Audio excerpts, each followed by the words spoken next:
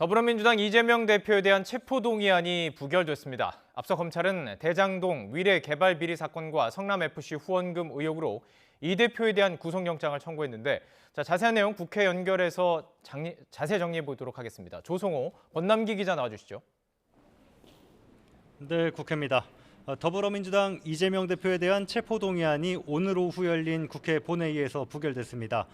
찬성표가 한 표 더 나왔지만 가결 요건인 출석 과반에 미치지 못했습니다. 관련 내용 저와 함께 국회 취재하는 권남기 기자와 짚어보겠습니다.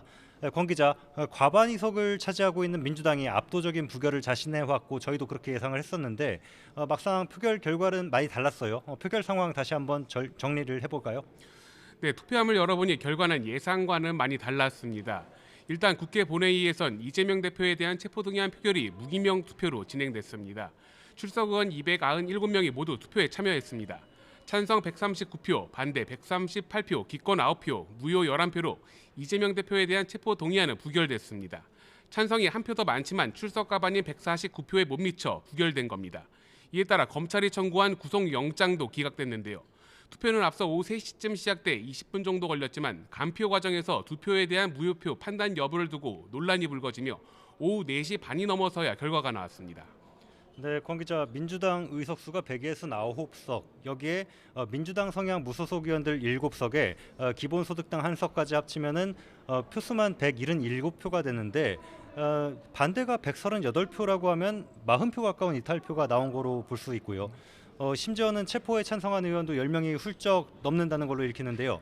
이재명 대표가 간신히 체포동의안 통과를 피했다, 이렇게 볼 수도 있겠네요. 네, 그렇습니다. 민주당은 아직 오늘 체포동의안 표결 결과에 대한 이렇다 할 입장을 내고 있지는 않습니다. 이재명 대표가 비이재명계와 무소속 의원들을 일일이 만나고 접촉해가면서 체포동의안 표결을 앞둔 내부 결속에 주력해왔는데 사실상 실패했다고 볼 수 있을 것 같습니다. 이재명 대표에 대한 검찰 수사를 규탄하는 장외 집회 등의 의원들 참석을 강제하는 등 강경 일변도의 대응이 당내 의원들 여론에도 역효과로 작용했다는 평가도 가능할 것으로 보입니다. 박홍근 원내대표의 앞선 발언 들어보시죠.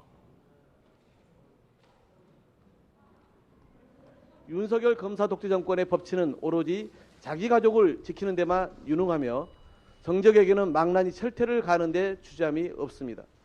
이재명 대표 체포동의안 당당히 막아내겠습니다.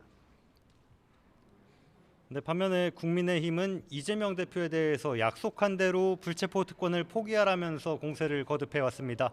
동시에 민주당 내 친명계와 비이재명계의 분열을 노리는 듯한 그런 모습도 보였는데요. 일정 부분 이런 전략이 먹혀들었다 같다고도 볼 수 있겠네요. 네, 그렇습니다. 이런 전략은 일정 부분 성공한 것으로 보입니다. 여당인 국민의힘에선 체포동의안 표결 전까지 이재명 대표 없어도 민주당은 망하지 않는다는 말이 나왔는데요.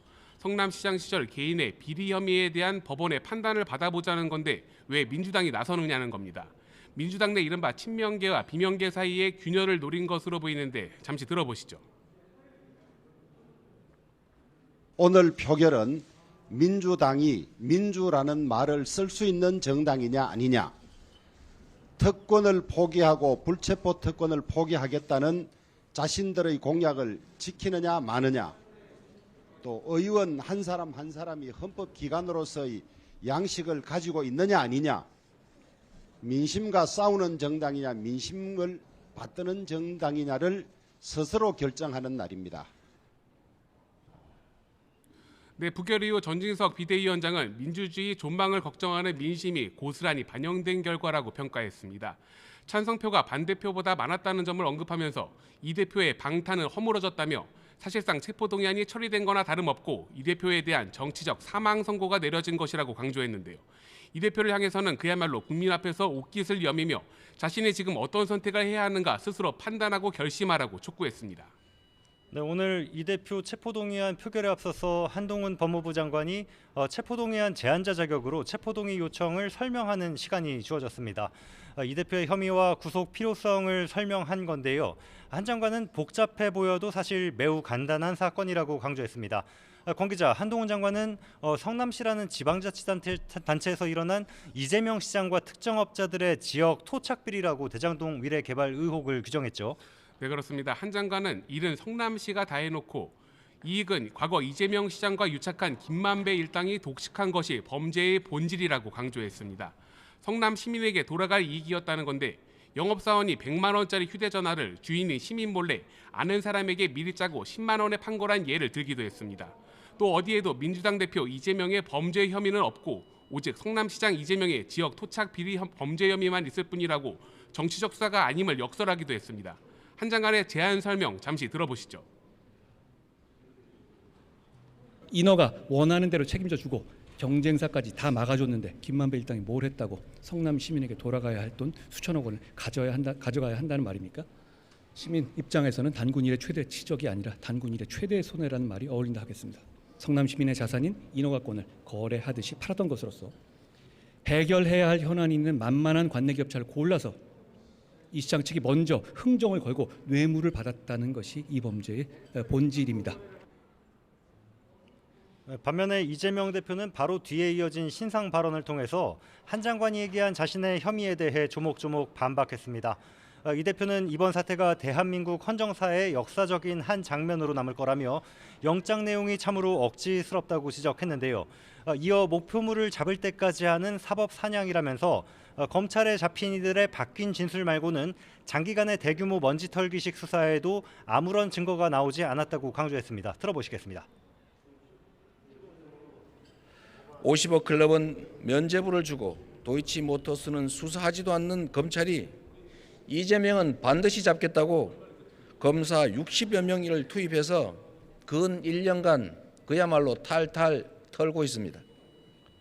소환 요구에 모두 응했고 주거 부정이나 도주, 증거 인멸 같은 구속 사유도 전혀 없습니다. 영향력이 큰 제1야당 대표라서 구속해야 한다는 등의 회개한 억지와 정치적 선동 언어만 가득합니다. 법치 해탈을 쓴 정권의 퇴행에 대해서 여러분께서 엄중한 경고를 보내주시기 바랍니다. 네, 권 기자, 저희 얘기한 대로 이재명 대표 체포 동의안이 부결되면서 구속영장은 기각됐고요. 그렇지만 후폭풍은 만만치 않을 것으로 보입니다. 일단 구속영장 처리 절차는 어떻게 되는 건가요? 네, 앞서 검찰이 청구한 구속영장은 회기중 국회의원에 대한 불체포 특권에 따라 법안 영장실질심사 없이 기각됩니다. 다만 이번 부결 이후에도 논란은 이어질 것으로 보입니다. 일단 검찰이 현재 수사 중인 쌍방울 대북 송금 의혹 등으로 또다시 영장을 청구할 가능성이 있습니다. 이같이 수사와 기소, 재판 등이 줄줄이 이어지면서 민주당 입장에선 부담일 수밖에 없습니다. 방탄국회 비판 여론 역시 부담인데요. 여기에 민주당 내에서 부결 후 사퇴론이 나오기도 했던 만큼 체제 변화를 요구하는 목소리가 커질 가능성도 있습니다. 특히 이탈표가 많은 만큼 부결과 상관없이 이재명 대표의 리더십은 흔들릴 것으로 보입니다. 비이재명계 의원들에 대한 이 대표 지지자들의 공격도 예상돼 당내 혼란은 커질 수밖에 없어 보입니다.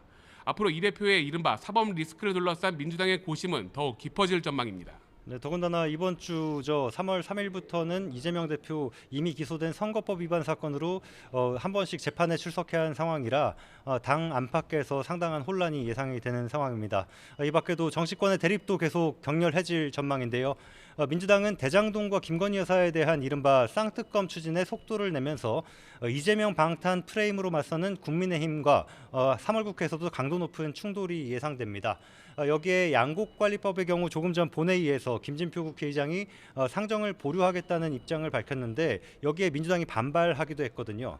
이런 쟁점 법안들부터 최근에 이제 아들 학교 폭력으로 국가수사본부장에 임명됐다가 하루 만에 낙마했던 정순신 변호사 관련 공방 등도 이제 이어지면서 여야 대치는 더욱 격하게 이어질 전망입니다.